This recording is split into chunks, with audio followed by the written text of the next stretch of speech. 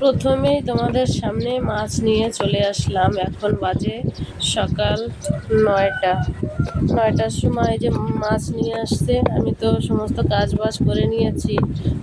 এই মাছগুলি কাটতে আমার ভীষণ ভয় করে, হাতে লাগে, কাঁটা ঠাটাগুলি ফুটে যায় হাতে। আমার তো একবার লেগেও গেছে, তবুও রেখে গেছে মাছগুলি। উনি কেটে দিত যদি সময় থাকতো, ওনার কাছে সময় নেই, যার জন্য আমি কেটে নিচ্ছি। আর দেখো, লবণ নিয়ে আসছি, ভালো করে লবণ দিয়ে পরিষ্কার করতে হবে।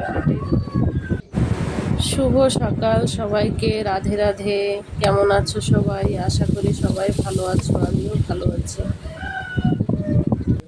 আমার এই ছোট্ট চ্যানেলটিতে সবাইকে স্বাগত জানিয়ে আবার নতুন করে একটা ভিডিও শুরু করলাম।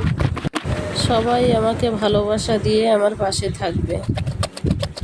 এই মাছগুলিতে যে এতটা নোংরা, এই যে দেখো, হাত দিয়ে আমি নখ দিয়ে দিয়ে করিয়ে করিয়ে উঠোচ্ছিলাম, কিন্তু আর হচ্ছে না। তারপরে নিচে নিচে রেখে নিচে ঘষে ঘষে ঘষে ঘষে তারপরে নোংরাগুলি পরিষ্কার করছি। এক একটা করে সব পরিষ্কার করেছি আমি। লবণ দিয়ে তো ভালো করে ধুয়েছি, আর গরম জল, ওই পাইপে যে গরম জলটা ছিল সেইটা দিয়েই ধুয়েছি পরে।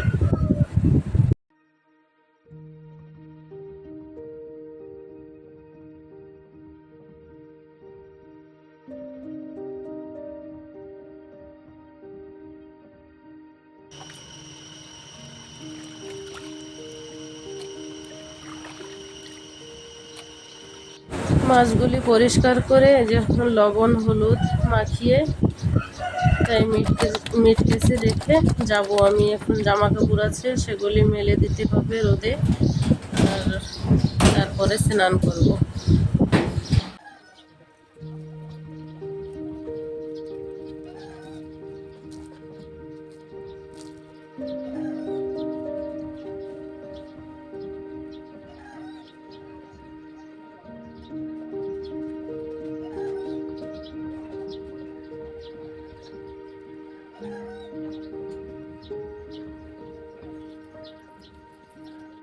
এতক্ষণ আমার রান্না বান্না কমপ্লিট হয়ে যেত।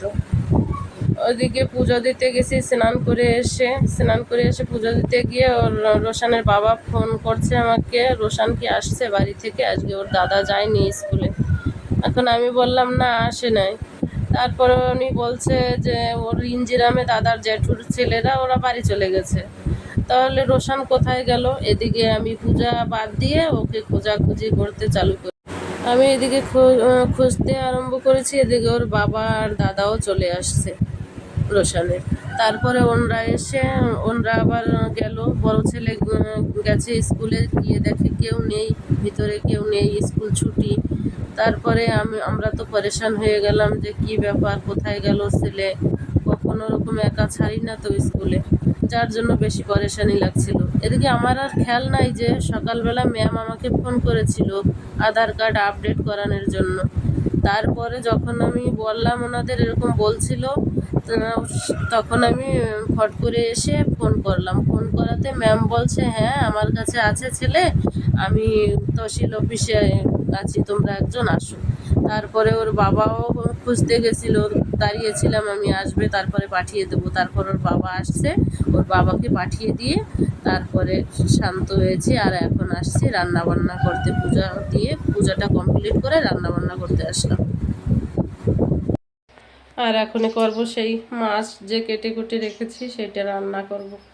ওনারা আবার ওদিক থেকে খেয়ে আসছে, ওনাদের খাওয়া হয়ে গেছে। এখন আমি আর ছোট ছেলে বাকি আছে, রান্না বান্না করব, তারপরে খাবো।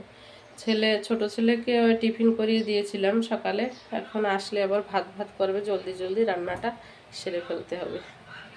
আমি একটু দেখি তোমারে সব জায়গায় বানাইছে নতুন। আমি সব জায়গা খুঁজে বেড়াইছি, দাদা খুঁজে আইছে, তোমারে বাবা খুঁজতে গেছে। আসো, জামা প্যান্ট খোলো, আসো বা, আসো আসো। যে রান্না কমপ্লিট, সবজি আর কিছু রান্না করবো না, এই একটা সবজিতে হয়ে যাবে, কারণ ওনারা খাবে না এখন, আমি আর আমার ছোট ছেলে খাবো। সকালবেলা আসছি তোমাদের সামনে রান্না, সকালবেলা না দুপুরবেলা রান্না বান্না করবো, সেই সময় তো 11টা, সাড়ে 11টা 12টার সময় আসছি তোমাদের সামনে। আর সারাদিনে আসা খাওয়া দাওয়া করে একটু শুয়েছিলাম, শুয়ে উঠে তারপরে ভিডিওটা পোস্ট করলাম, পোস্ট করে এখন এই ঝাড়ু ঠাড়ু লাগিয়ে তারপরে ক্যামেরাটা খুললাম। কতদিন ধরে কাঁচরা গাড়িটা আসছে না, দেখো এখন এই যে সবার যার যারটা বাড়িতে পোড়াইতে হচ্ছে, আগুন দিতে হচ্ছে কাঁচরাগুলো নিয়ে। ওই যে একজন জ্বালিয়ে দিচ্ছে, আমার এই পাশে আছে, সেটা রাতের বেলা জ্বালিয়ে দেবো না, সকালবেলা ঠান্ডা লাগে তো, সকালে উঠলে পরে আগুনটা জ্বালিয়ে ওইখানে একটু দাঁড়ানো যাবে। আজকে ভাবছিলাম সেন্টারে যাব, সেন্টারে গিয়ে পেন্ট নিয়ে আসবো এই তুলসী চূড়াটা দেওয়ার জন্য। তুলসী চূড়াটা তো দেয়া লাগবে, তারপরে দেখো ওদিকে ডোয়া ঠোয়াগুলিনও বেশি ভালো দেখাচ্ছে না, ওগুলি নিয়ে দেওয়ার জন্য কিছু একটা আনতে হবে। আমি তো ভাবছি আনবো, এখন উনি কি করবে না করবে ওনার বিচার দেখি, বিকাল হলে বোঝা যাবে কি, বিকাল তো হয়ে গেছে, সন্ধ্যা হলে বোঝা যাবে কি বলে। সন্ধ্যা হয়ে গেছে, সন্ধ্যাবাতি দিয়ে নিচ্ছি, তারপরে একবারে রান্না বান্না করে আসলাম ভাত বেড়ে নিয়ে তোমাদের সামনে। এই যে মাঠা আলু না কি বলে, মাটির নিচে হয় না, সেই আলু দিয়ে আর ট্যাংরা মাছ দিয়ে রান্না করেছি।